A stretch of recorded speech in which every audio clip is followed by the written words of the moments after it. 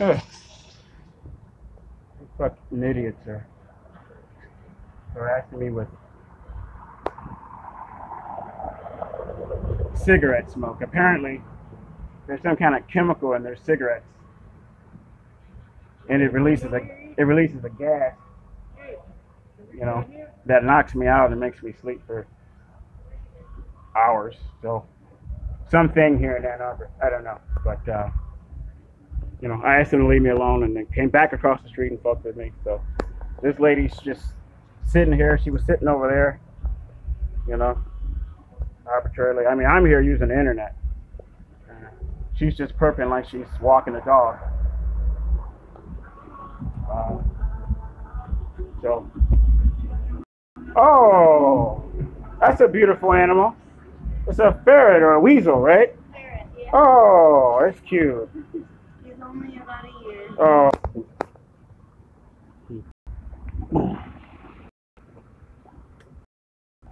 That Ann Arbor department stalking me with tools.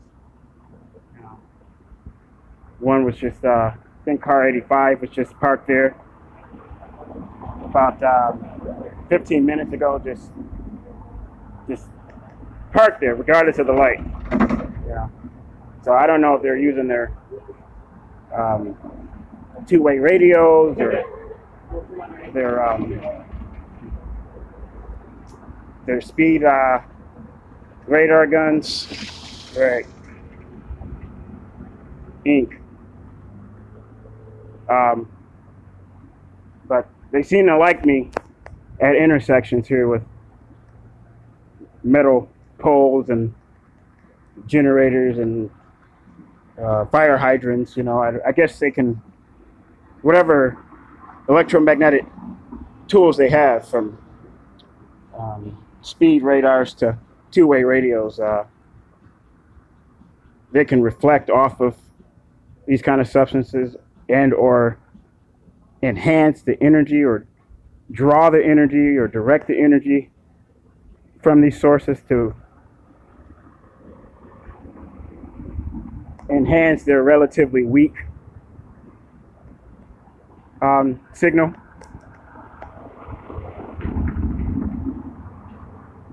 From their devices, be it a speed radar gun or a two-way radio, or whatever. And so since I have some kind of chemical in my body that draws electricity and electromagnetic energy, you know, the point is to saturate me with radiation to the point where I'm spitting blood and have urinary problems and probably reproductive organ problems. And then also it affects my gut and it affects the bacteria in my gut. So I'm not quite sure what the detrimental goal is, but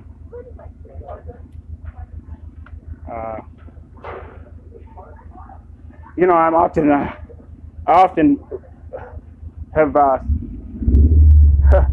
expressed to myself that I wish I had more storage, because you won't believe the most normal looking people are perps.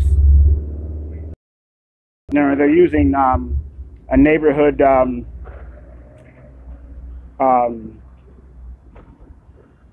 patrol app that's connected with police departments that gives them information from the courthouse or their booking records. But the information isn't directly from the courthouse about people's cases or,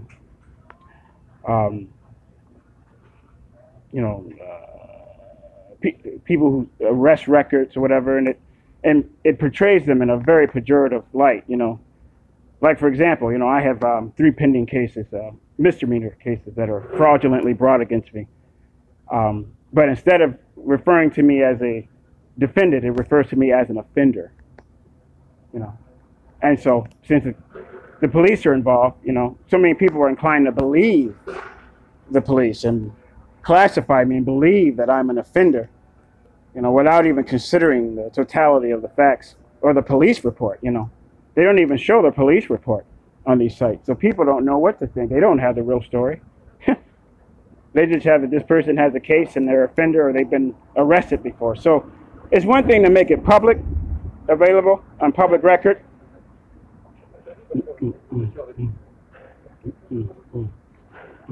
It's another thing to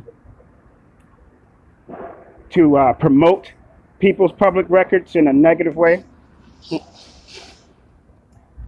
To promote people's records in a negative way that convinces people in the public that someone is dangerous or more dangerous than they really are, or guilty or more guilty than they are or have been found.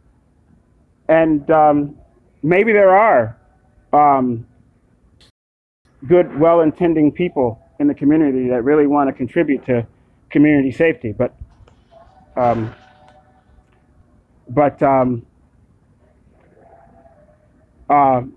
you know, they're dependent upon the information they're getting from an app that is classified as a social app, for that matter, on Google Play.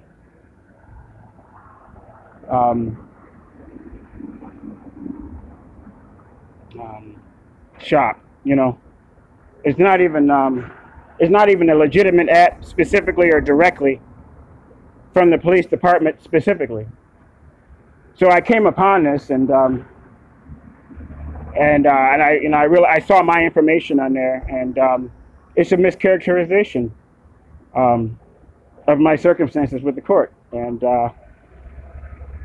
so you got all these people out here, you know, and who knows? I mean, it's an app that uses location tracking, so anyone can report an issue that they're having anywhere in the city to this app, and you know, they can make the report directly to the police department without anyone else knowing, or they can just report it for all the other people in the community who have the app, you know, that they spotted someone and they seem to be conducting suspicious activity or criminal activity, and they were at so-and-so and such and such. And so, you know, gang stalkers can use that and take advantage of it and say, oh, well, you know, this specific person, you know, I saw them here or I saw them there doing this or doing that. And then they can say that they made a police report about it when they really didn't. There's a Ann Arbor Police 349 vehicle. It says command on it. Whatever.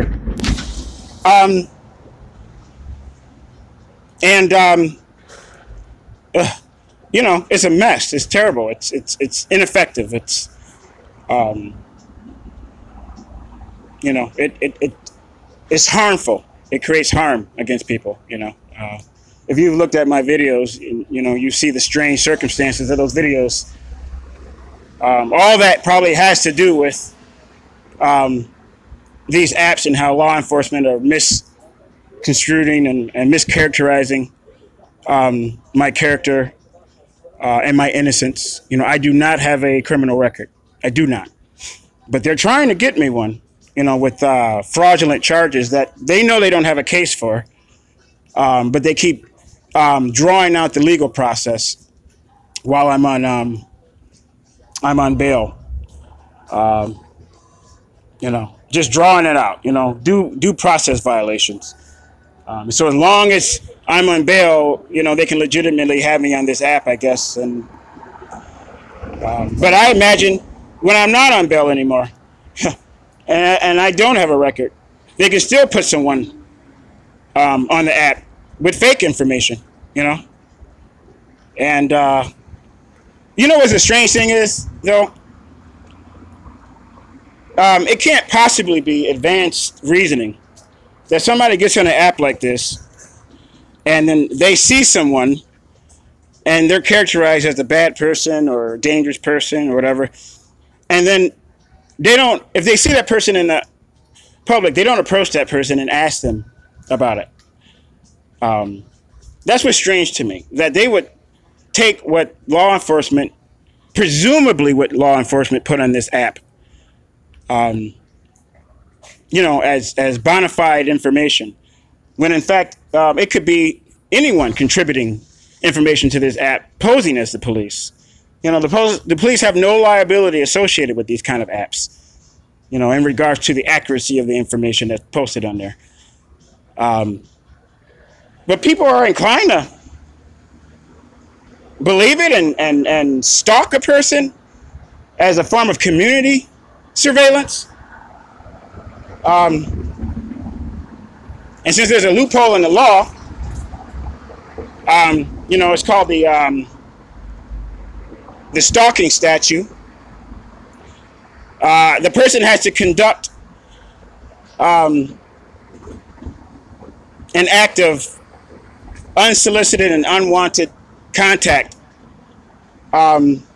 twice after being told not to, in order for it to rise to the occasion of an illegal circumstance. So that gives every community individual acting as a private investigator / surveillance perp 2 instances in which to engage with you, or to risk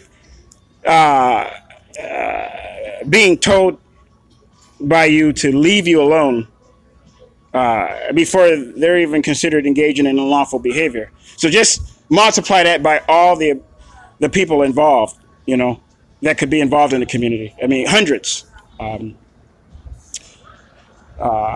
It seems to work really well here in Ann Arbor, Michigan, because Ann Arbor, Michigan, despite the university and despite the diversity that the university brings, I've learned that it's a very racist, religious, conservative city. Outside of the university property. And they do not want poor people here. They do not want minorities here who aren't conducting some type of cheap labor. They certainly don't want minorities here in any authoritative position within government. And they most certainly don't want homeless people here. And, you know, I've been homeless on and off since I've come here, back home here. I actually grew up here, went to Huron High School and graduated in '96. And I had no idea it was like this. And then went away to school and then came back. And it's like, oh, my God. You know, I had some problems with law enforcement other places that I lived. But apparently that followed me here. You know, because that's how law enforcement works, you know.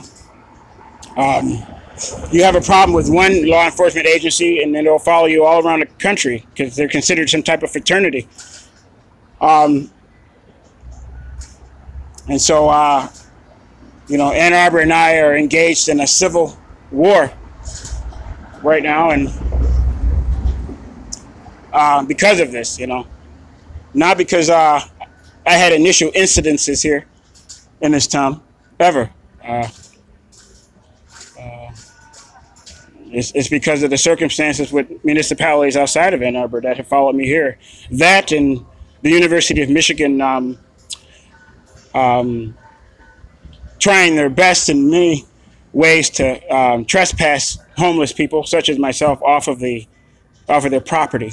You know, because students pay a lot of money in tuition, and it's all about appeasing them. And somebody who looks like an outsider on campus draws suspicion by simple-minded students who haven't matured and became educated broadly enough to understand the importance of diversity. And so students profile, and then the public safety of the University of Michigan profile, and then it becomes civil rights violations. And you know, University of Michigan is a state institution, so the public is entitled to access to its resources to a limited degree. even though the university is in charge of dictating and constructing the policies that govern that. U of M is actually going further to completely eliminate undesirable, questionable,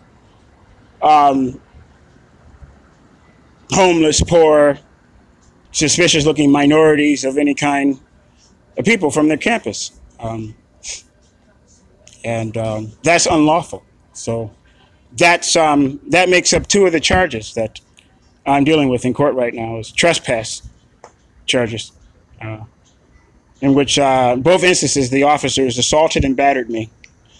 And now, instead of the court just dismissing it on those grounds immediately, they're drawing this out, you know, with they're trying to question my sanity and having me go to a competency evaluation with the state to see if I'm competent to stand trial. All because I have forwarded these kind of videos and more specific videos of the police harassing me during these legal proceedings. And my public defender, you know, who's playing the advocate of the prosecution, clearly, you know, instead of taking that evidence and presenting it to the judge that I'm being intimidated and harassed and hurt and harmed within the community, as a way to force me to take a plea or to plead guilty, of which I was offered a plea deal twice and I turned it down twice.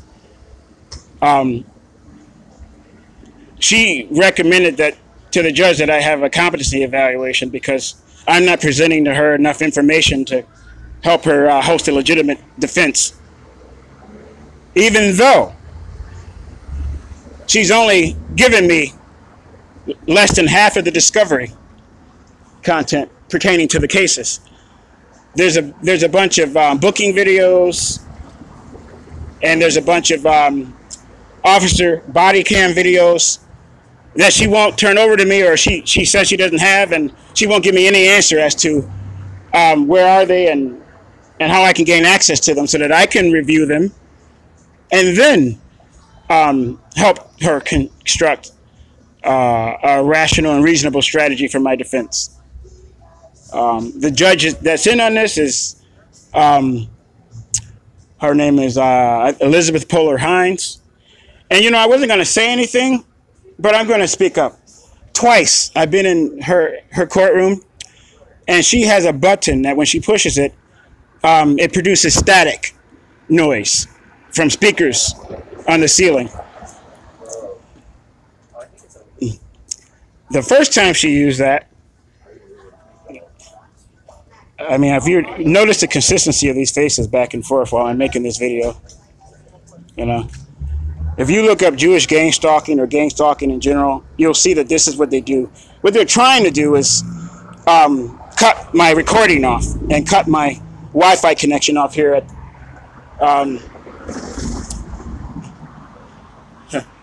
the Starbucks downtown Ann Arbor. But through many cyber battles with these kind of perps, I finally configured my smart device here so that it's difficult to hack, you know. But they still can. But right now, the defenses that I've employed on this device are working. So that's what they're trying to do. Just for your information. So anyway, where was I? Oh yeah. So the first time, Elizabeth Pollard Hines, judge at the 15th District Court of Ann Arbor, Michigan, when I was in court, she pushed that button for the static sound. You know, she does that so, like, to mask her voice and the prosecution and the public defender's voice when they've approached the bench and they're talking about something procedural, so they say. But I felt electromagnetic energy upon my head when she did it. I said, okay, whatever. You know, there's Ann Arbor Police Department officers in there. They don't like me. Maybe they're using their equipment.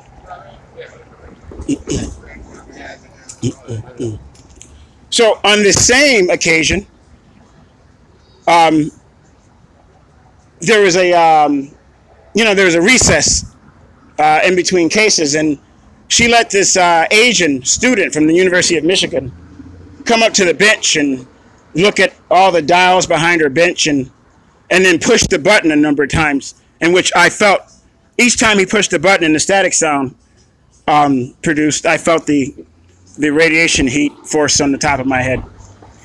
Same circumstance and phenomenon that I experienced intermittently throughout town here in Ann Arbor, Michigan. So obviously she knows that I've been poisoned with something. My lab stated I have cadmium in my system, which is a substance that's inside of rechargeable batteries, lead, arsenic, mercury,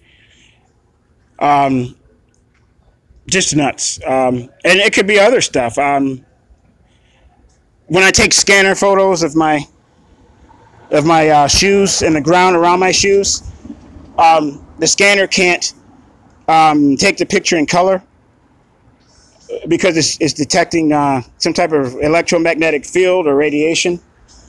I've posted those pictures on my Facebook, and then eventually I'll make a copy of those videos and put them on YouTube. But you have to have a scanner camera to take those kind of pictures. A regular camera doesn't do it for some reason. I don't know why. Just nuts, just bizarre stuff just goes on here. And there's so much I can explain to you, but I don't want this video to be too long. So I'll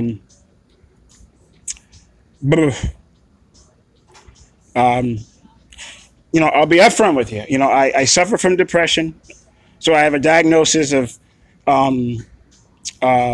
clinical depression, double depression, and attention deficit disorder. When I take my medication, I'm fine. But clearly, they're trying to mischaracterize me as being more psychologically compromised, so that I can't argue or contend or defend myself against their misuse of the law against me.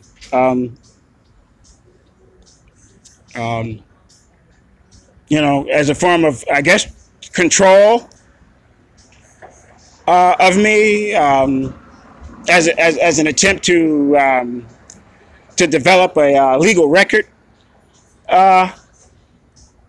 against me, so that record can remain in a database that can be misused and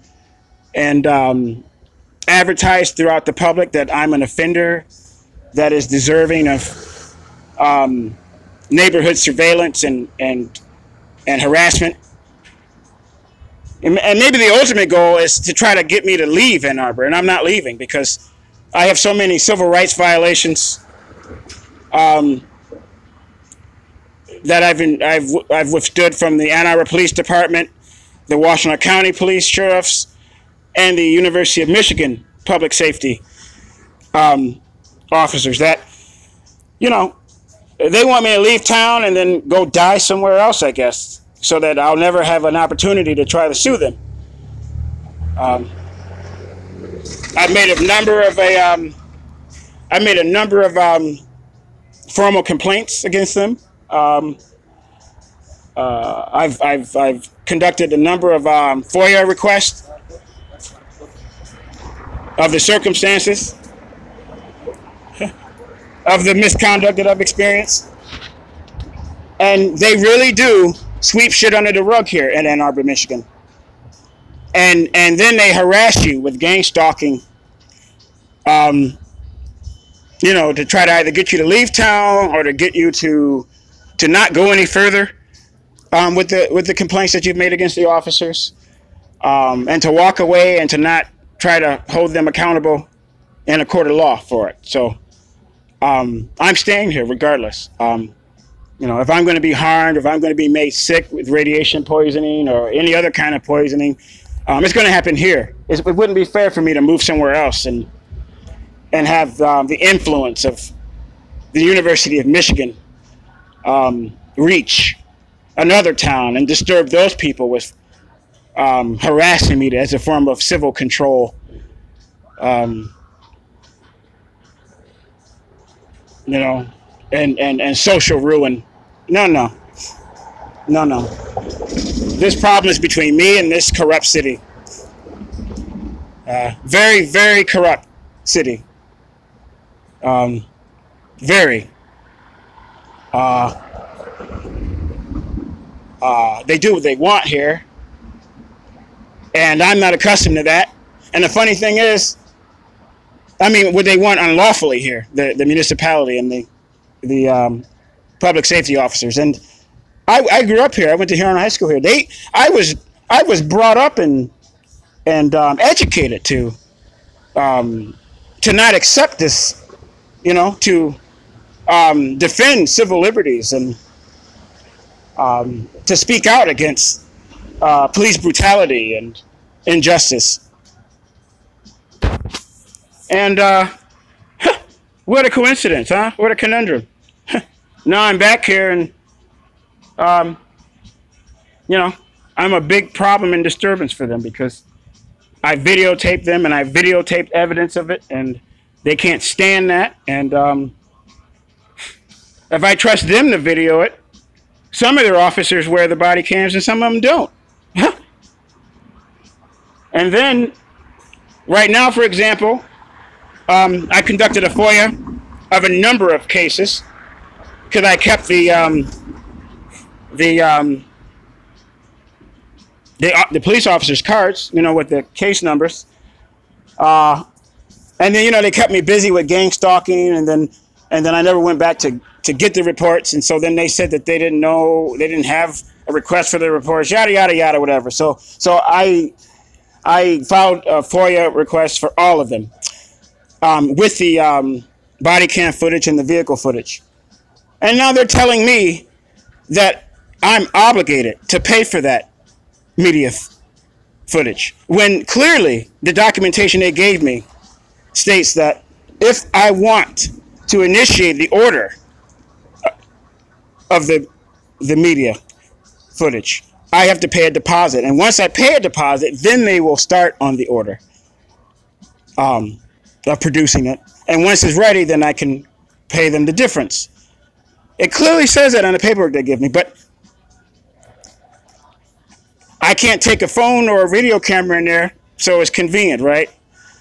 But consistently, now they got me on some kind of lock where if I have any other encounter now with the police and they record media, I can't get a copy of it until I pay them for something that I haven't even ordered. You know, a bunch of media that's to the tune of $200-something, you know, according to them, which they're just going to put on some DVDs. Can you believe that? They're getting away with that? So I know I have to go to trial court and you know, force the matter there. But they know that I'm homeless and I'm struggling, and that every job I've been to, I've been poisoned or fired or stalked or harassed or whatever. You know, they're in with so many businesses and individuals in this town. You know, they know it'd be difficult for me to get a job, and so, you know, they know I don't have the financial means right now to overcome their hurdles. But, you know, which is kind of scary because, you know, I'm experiencing these really extreme symptoms of what appear to be radiation poisoning. Chronic, you know, symptoms associated with radiation poisoning, in which the University of Michigan is covering up and sweeping under the rug, by the way. But I've made videos of that too. So I guess they're just expecting or hoping that maybe I'll get sick and die before I get in the position to legally contend with them about these circumstances. Otherwise, I don't understand why else they would draw all this out, knowing that I'm committed to this cause. You know, we've been going back and forth like this for for 2 years, and that I'm not giving up. I'm not leaving. I still make complaints. I still go up there and file FOIAs. I still don't accept plea deals for false charges brought against me. Why else would they be stalling time like this? You know, statutes of limitations? Well, I mean, that can be overridden given the circumstances. If I can prove that they interfered with my ability to pursue my civil liberties, to take them to court, then a judge can overturn the latches, the legal latches involved with statutes of limitations, which for these incidents are about 2 years for a civil suit. So, so tomorrow, I'm going to try to get the federal government involved. I'm going to try to go to a federal hospital or get some federal health care service, because U of M is, I don't trust them. They're not being honest. Every time I go in there, from bleeding urine to bleeding gums to kidney pain and head pain and overheating, hot flashes and severe dehydration and near lethal depletion of potassium. They write it off as nothing serious, and most of the time they don't even give me any treatment, or so much as write me a referral to a specialist.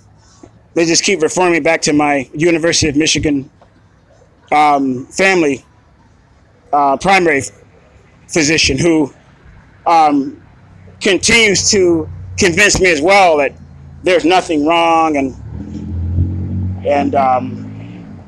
you know, she's concerned about my mental health. Well, I have a psychiatrist, and I see my psychiatrist once a month, and he writes the same medication for me. And I'll let you in on a secret. He watches my videos too on Facebook and YouTube. He knows what's going on. And that's why he continues to treat me and not have me committed, because he knows what I'm up against. And he knows that I'm on the right medication. And he knows I'm doing the right thing by making videos like this. So there you have it. This is the purpose of gang stalking: to mischaracterize a person, to destroy their life, to remove them and separate them from a community, from society as a whole as possible, and then to slowly poison them to death or irradiate them to death, or to turn them into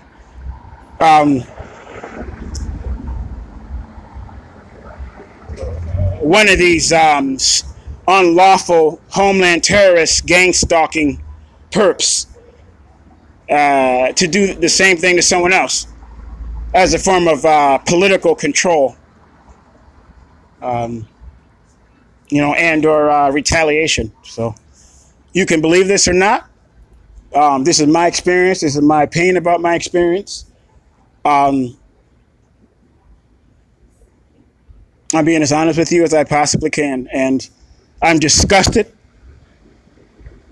I'm very, very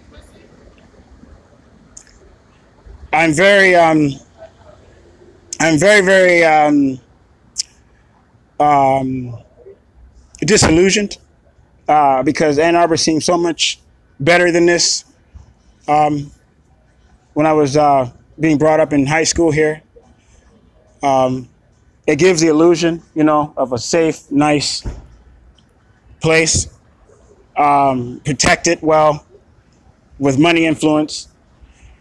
I would say that it's more dangerous than a back alley on the worst part of Detroit. You know, there are people here with money that have directed energy weapons, you know, microwave energy weapons that they carry around in suitcases with wheels or in vans. You know, there's germ warfare going on here. You know, the research research resources of the university, criminals, advanced, intelligent, scientific criminals. They have access to all kinds of stuff that they unleash on undesirable people, mostly the homeless, to control the homeless population, because we have the only homeless shelter in 60 or 70 mile radius. So we get an influx here in Ann Arbor from Detroit and other metropolitan cities, and mostly because it's a safer it comes across as a safer city and better amenities here than in a place like Detroit. Jackson, in the west direction is the other option, which is just as far as Detroit from us in the east direction. And so if you get online and research shelter, Ann Arbor shelter, homeless shelter, you'll see where so many members of the community that live here, they talk terrible about the efforts that Ann Arbor makes to help the homeless here. Terrible. On the level of genocide. They don't want homeless